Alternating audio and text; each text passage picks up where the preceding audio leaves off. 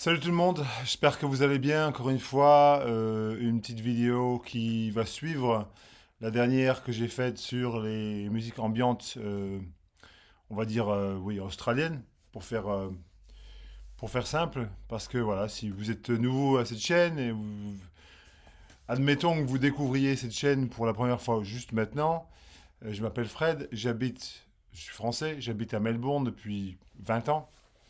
Et puis bon, ben voilà, avec la connaissance du terrain, évidemment, vient ouais, une espèce de passion pour la musique locale, hein, on va dire. Puis aujourd'hui, je voudrais vous présenter, enfin, je voudrais continuer un peu sur cette trajectoire. Un peu de musique, on va dire, électronique, post-punk. On va aller dans le no wave, on va aller dans la minimal synth, comme on dit en anglais, du synthé minimal. Minimal wave, on dit aussi, c'est une façon décrire ce genre. Mais ce sont que des disques qui sont faits ici. Puis la plupart, enfin, il y en a beaucoup qui sont faits même à Melbourne, là où j'habite. Puis voilà, ça me donne une occasion de vous partager quelques trucs oui, bah, si vous vous intéressez pas forcément à cette musique, vous n'allez pas tomber dessus très facilement. Mais je pense que maintenant, avec le monde dans lequel on vit, avec Internet et accès à tout, vous pouvez quand même écouter la plupart de ces morceaux si vous avez envie. Donc voilà, je vais commencer. Quand je suis arrivé ici en 2003, enfin fin 2002, début 2003, euh, sont sortis, enfin c'était une coïncidence, mais sont sortis ces deux compilations. Celle-là, elle est sortie en 2003 et celle-là, je pense qu'elle est sortie l'année suivante, en 2004. Tales from the Australian Underground Singles 1976-1989, 1977-1990. Et en achetant ces deux compilations, en fait, vraiment, c'était inopiné, on va dire. Je me suis lancé dans un monde qui m'était complètement étranger, on va dire. Bon, ben, il y avait des groupes dont j'avais entendu parler avant, un petit peu, comme les Saints, par exemple, ou on va dire Radio Birdman, qui est et puis aussi les groupes avec Nick Cave, par exemple, Boys Next Door ou Birthday Party, sont des groupes dont j'avais entendu parler avant de venir en Australie, évidemment.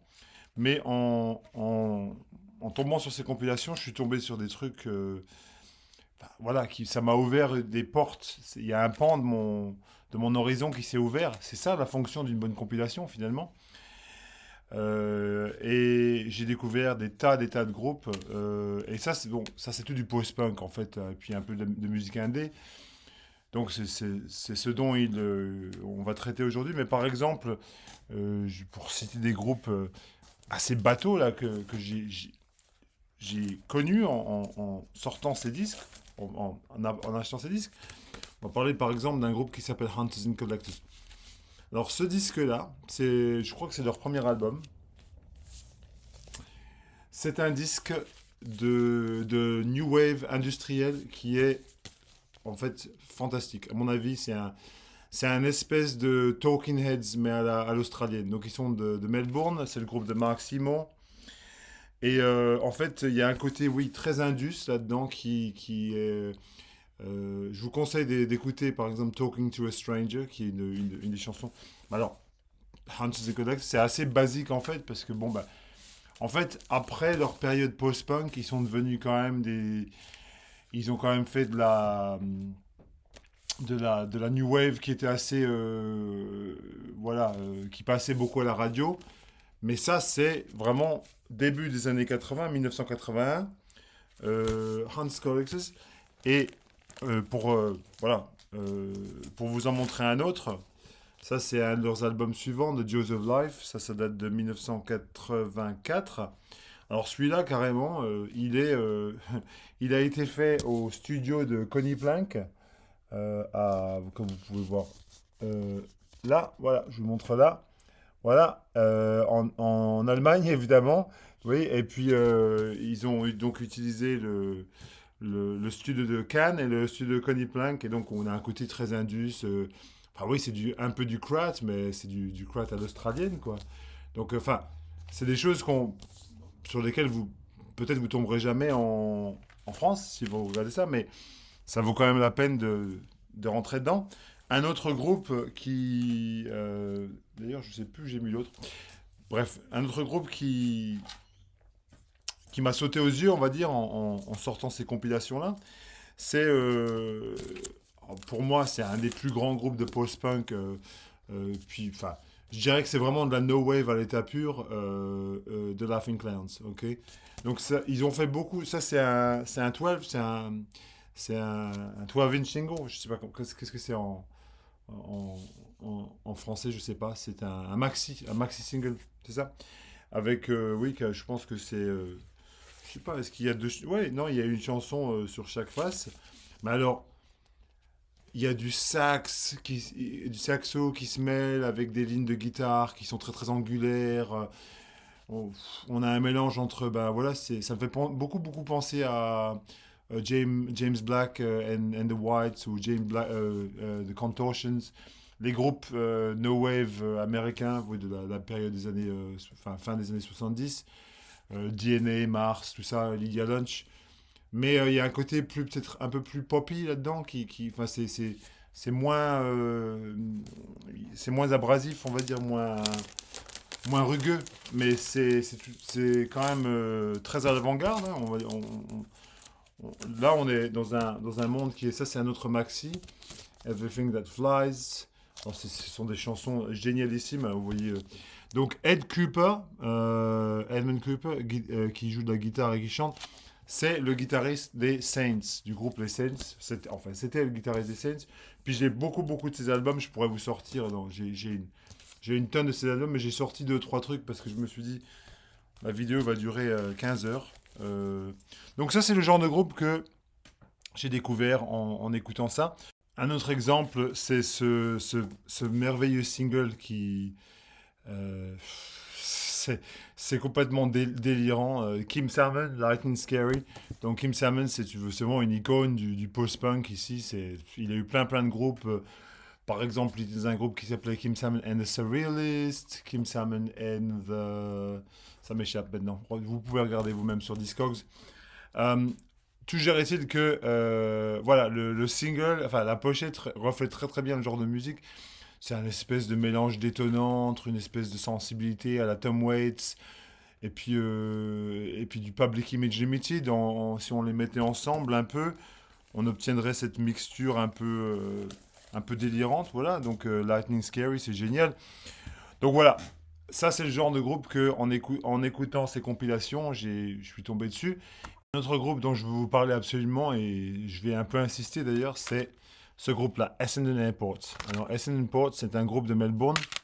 C'est un projet qui est le travail d'un musicien local qui s'appelle David Chesworth, qui est né à Stoke-on-Trent, en Angleterre, dont la famille a immigré en Australie dans les années, je sais pas, j'ai envie de dire les années 60 ou 70. Et lui, en allant à l'université de Melbourne, il s'est immergé complètement dans un monde de musique électronique expérimentale, ce qui était vraiment à l'époque le zeitgeist, on va dire, hein. C'était vraiment les sons qu'on recherchait. Et donc, il a fondé ce groupe avec Robert Gudge, qui est aussi un héros de la scène locale. J'ai vu Essendon Airport très très récemment un théâtre, enfin, une espèce de bar-théâtre à Melbourne. Bon, ils ont 60 balais, les mecs, hein, ils sont plus. Mais alors, ils cartonnent quand même encore, c'est fou, ils ont quand même encore la patate, hein, c'est de la musique. Donc, ça, les disques des Descendants Airport, c'est vraiment de la no wave, du post-punk, mais vraiment, c'est instrumental déjà. Donc, alors, c'est des morceaux qui vont du planant au vraiment angulaire, au vraiment. Mais bon, bah, tout ça, c'est couvert de couches électroniques qui sont vraiment génialement arrangées. Palimpsest, il est génial cet album. Vraiment, il y a rien à acheter. Tout est bon là-dedans. Encore une fois, si vous aimez, je vais conseiller une petite chanson je veux dire, pour faire rentrer là-dedans. Il y a une chanson sur cet album là, Sonic Investigations of the Normal, of the Trivial, pardon, qui s'appelle How Low Can You Go. C'est la deuxième chanson. Alors là, ça va vous faire rentrer dans la scène de l'aéroport tout de suite. C'est marrant parce que la scène de l'aéroport, c'était un petit aéroport juste à l'ouest de Melbourne où personne ne vole vraiment. Mais c'est un nom génial, quoi, je trouve. Donc, Chesworth, il était le chef, enfin, c'était le leader de la scène de l'aéroport. Mais à part ça, il a eu beaucoup de projets solo. Je vais vous montrer deux projets solo que j'affectionne beaucoup, qui sont géniaux, géniaux, géniaux. Alors ça, c'est un disque solo de David Chesworth qui s'appelle No Particular Place. Alors encore une fois, on est vraiment dans de la minimal wave, de la minimal synth. C'est une espèce de mélange entre le post-punk, la musique électronique et puis la new wave en fait, hein. Voilà, pareil, hein, c'est un côté répétitif, mais c'est pas chiant du tout, c'est pas chiant pour une seconde. Si vous aimez les groupes, encore une fois, hein, on va reparler de No Wave, si vous aimez les groupes new-yorkais de No Wave, si vous aimez les groupes anglais de cette période aussi, style, oui, je parlais de Peel, C'est marrant parce que quand je cherche des références, des fois dans mon cerveau, ça me sort pas tout de suite, alors que vraiment, j'en ai des tonnes de références. Mais bon, voilà, toujours est-il que voilà, c'est un super disque. Alors ça, c'est un disque qui coûte quand même assez cher, hein, on va pas se... C'est pas des disques qu'on trouve très facilement non plus, même en habitant ici. Mais c'est des beaux disques quand même. Et puis celui-ci, qui s'appelle donc Layer on Layer. C'est ça, c'est un disque aussi, c'est absolument génial. Et donc, ce sont des petites vignettes électroniques expérimentales qui sont. Ça vaut vraiment la peine d'être. Donc voilà, ça date de 1981. C'est le deuxième album solo de David Chesworth. Voilà. Hop, je vous montre ça. Et David Chesworth, voilà, j'ai oublié. Quand je suis allé les voir l'autre jour, j'ai acheté leur dernier. Parce qu'ils ont sorti un petit single. Leur dernier single, ça datait de 1982 ou un truc dans le genre. Et ça leur a pris juste voilà, 40 ans pour sortir un nouveau single. C'est génial. Donc voilà, c'est leur single, leur follow-up, on va dire, qui est sorti 40 ans plus tard. Alors tous ces disques, bien sûr, ils ont été réédités quand même, donc on peut les trouver. On a un super label ici qui s'appelle Chapter Music, qui est tenu par un musicien local qui s'appelle Guy Blackman. Donc ils sont basés à Melbourne, au centre-ville, et puis ils rééditent tout, quoi. Plein de choses vraiment sympas. David Chesworth avait un autre projet qui s'appelait What Do You Want, c'est le nom du groupe, et l'album s'appelle Skippy Nose. Alors ça, c'est vraiment de la new wave complètement déjantée. On est vraiment... pour les Français qui regardent ça, il y a un côté Rita Mitsuko là-dedans enfin, je veux dire, ça sonne pas comme ça, mais c'est le côté un peu déjanté, voilà, pour faire simple, quoi. Et donc voilà, Chapter Music, donc ça c'est une réédition, hein, vous voyez. Donc, donc il a été négligé à l'origine, c'était un album de 1985, voilà. Et voilà, un des premiers disques de synthwave australien. Voilà. Euh, Talking. Ok. Voilà. Et puis voilà. Pendant que je suis là aussi, je vais vous parler d'autres projets de David Chesworth. Alors celui-là, je ne sais pas si ça va être censuré à l'écran, mais ça, c'est un projet qui inclut David Chesworth et Phil Brophy, qui est aussi une espèce de légende, vraiment ici pas très connue du tout, hein, on est bien d'accord, c'est vraiment des gens qui sont dans l'underground complet. Asphyxiation, alors voilà, bon, la pochette, je vous laisse en penser ce que vous voulez, hein, mais c'est un disque génial. Donc ça, c'est un disque de, de disco boogie, mais avec un côté vraiment angulaire post-punk qui est génial. Donc voilà. Donc ça, c'est le... la... Donc il est sorti ce disque en 1981. Et donc pareil, ça c'est... On est dans une mouvance très expérimentale, hein, mais ça reste très très accessible. Ça reste très accessible. Si vous écoutez ça, il y a un côté disco qui est génial, quoi, qui... Enfin, je veux dire, ça... Voilà, c'est pas, on va pas dire que c'est du chic non plus, mais il y a un côté, voilà, je parlais de Peel, dans Peel aussi, il y a un côté disco qui ressort vachement bien, voilà. Puis le dernier disque de Chaseworth que je veux vous montrer, qui est relié à Chaseworth, c'est ce disque-là.